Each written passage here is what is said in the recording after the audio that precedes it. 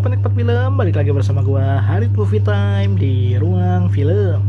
Yuk masuk, silakan.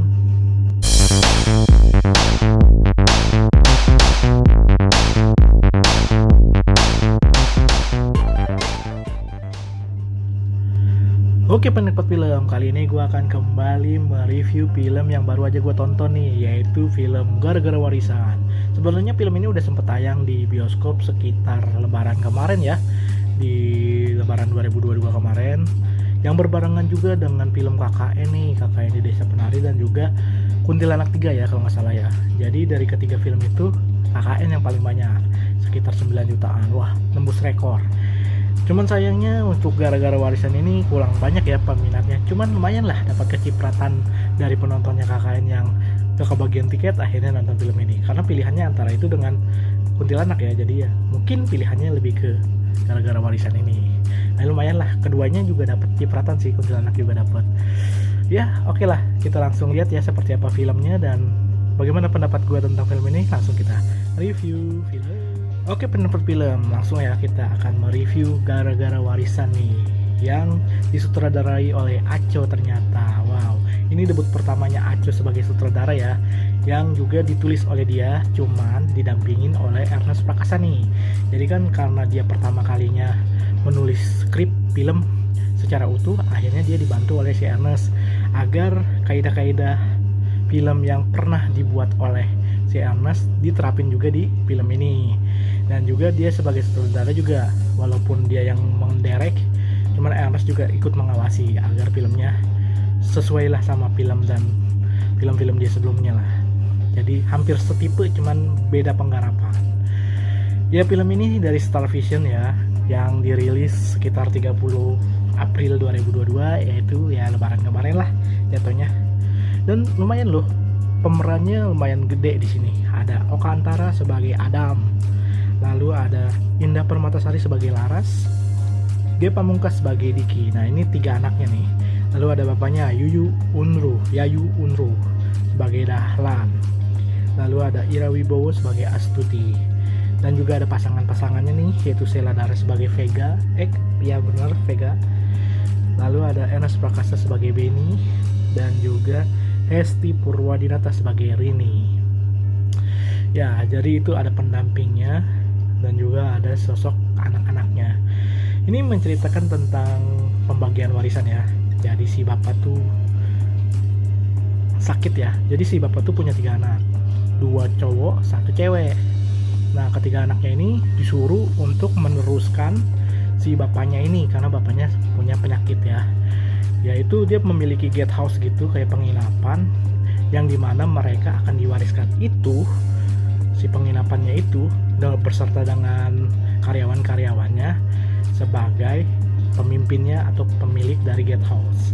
Jadi meneruskan si bapaknya pensiun karena mengalami gangguan fisik alias penyakit ya, yang mengalami penyakit berat ya, akhirnya dia terpaksa pensiun untuk selanjutnya diteruskan nih oleh anaknya. Cuman ya akhirnya mereka kan bersaing tuh ya, 3 anak itu, untuk bagaimana caranya mendapatkan hati para karyawannya itu, karena pemilihannya nanti nih setelah mereka mendapatkan kesempatan masing-masing nih giliran untuk memimpin guest house ini. Akhirnya si karyawan nanti setelah berjalannya masa kampanye lah bahasanya gitu ya, untuk mempersiapkan diri sebagai pemimpin atau pemilik dari guest house itu, nanti si karyawannya yang milih di akhir siapa nih yang akan dipilih oleh karyawannya untuk meneruskan guest house. Ya jelas ada aksi-aksi seru, hal-hal menarik juga yang terjadi, yang ternyata di luar dugaan. Ternyata ceritanya dipelintir-pelintir ya, ada sedikit plot twist yang dimana anak ketiganya itu sebagai pecandu narkotika jenis sabu lah ya gitu, yang ternyata dijebak oleh orang yang ingin membeli guest house. Jadi itu penginapannya ternyata ada yang minat untuk membelinya ya, untuk dijadikan tempat wisata, ternyata tempat wisata yang dalam tanda kutip tempat hiburan gitu ya. Yang di sini ada si Rukman Sardi yang memerankannya. Dia ingin membeli nih secara cash 5M, dibeli nih penginapannya untuk dirubah total menjadi tempat hiburan. Cuman dia berpikir-pikir karena sebenarnya kan ini udah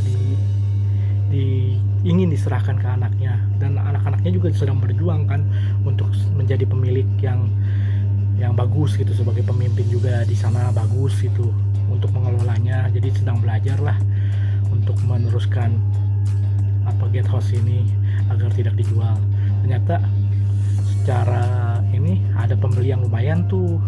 Awalnya sih dia nih belinya bagus ya, niat ya, nggak ada unsur paksaan. Tapi ternyata setelah kedepannya itu dia kayak ngejebak si anak ketiganya itu yang pecandu itu, yang dimana dia kayak disuruh nganterin barang ke, dia sebagai kurir lah, cuman barangnya banyak yang nggak disangka-sangka ternyata langsung disergap oleh bawahan-bawahannya untuk mengambil barang tersebut ketika dia lagi ngirim gitu. Dan dia nggak berpengalaman sebagai kurir kan, karena dia hanya butuh barang. Jadi jasa yang dia kirim itu dibayarnya pakai barang, karena dia kan pecandu gitu, butuh banget barangnya cuman nggak ada duit. Ya gara-gara itulah akhirnya kayak dia hilap lah ya, dijebak. Ternyata itu bukan sabu, ternyata terigu biasa lah itu kan, bohong gitu istilahnya dia, yang ternyata dia harus ngembaliin uangnya. Gila nggak tuh yang 5M itu. Akhirnya sebagai penggantinya, lu mau nggak Gatehouse-nya dikasih ke gua secara gratis. Padahal niatnya dia awalnya mau beli, karena ditolak akhirnya dia berpikir untuk gimana caranya mengambil alih Gatehouse dengan malah gratis jadinya. Wah itu sih kejam banget sih. Jadi ada konflik-konflik semacam itu yang di luar dugaan dari plot twist yang sebenarnya berjalan lancar, tapi di tengah-tengah dipelintir. Wah gokil sih. Aco tuh kalau menurut gue ya bikin dramanya dapat ya, lebih dapat daripada si Ernest. Kalau si Ernest tuh emang cocoknya di komedinya ya, komedinya bagus banget, realita yang diambil juga di cerita itu bagus. Cuman di Aco ini lebih dramatis aja gitu cerita dramanya. Cuman dari keseluruhan filmnya sih gue suka banget ya, karena yang jelas sih gara-gara warisan ini kayak film yang sesuatu yang beda, yang kita tahu ya kalau berurusan dengan warisan tuh tidak mudah gitu loh, sulit lah hitungannya, karena kan kita harus ada selek gitu ya, ada perpecahan di antara saudara, itu berat juga loh. Jadi nggak sembarangan tuh warisan tuh ya, emang harta tuh emang paling ribet lah ya kalau urusan harta. Tapi ya gara-gara konflik itu ide ceritanya bagus tuh, cemerlang banget diangkat ide cerita itu, dan ternyata dibikin konflik yang lebih dalam lagi di film ini. Bukan hanya sekedar warisannya, tapi konflik di luar dari itu juga ada, dan konflik-konflik latar dari masing-masing anaknya juga diceritain. Jadi cukup detail dan cukup lengkap. Wah bagus lah pokoknya kalau menurut gue, dramanya oke, dan dapat pula komedinya pas gitu kalau menurut gue. Komposisi komedinya juga pas, dramanya juga dapat banget feel-nya.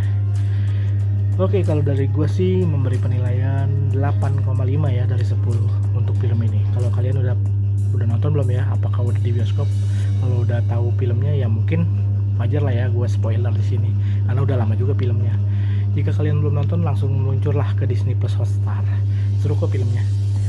Oke, itu aja dulu ya, mungkin gara-gara warisan review film kali ini. Next time gue akan review film yang menarik lagi, yang gue akan tonton baik di digital streaming maupun bioskop. Next time-nya bulan depan mungkin gue akan mengupload review film Sri Asia yang udah dinanti-nanti nih. Gue nanti-nanti banget film itu. Tapi untuk sekarang gara-gara warisan itu dia review film gara-gara warisan. Oke, terima kasih sudah menonton video ini sampai habis. Jangan lupa like, comment, share, dan subscribe Hadit Movie Time di Ruang Film. Yuk nonton, enjoy movie ever. Hadit Movie Time.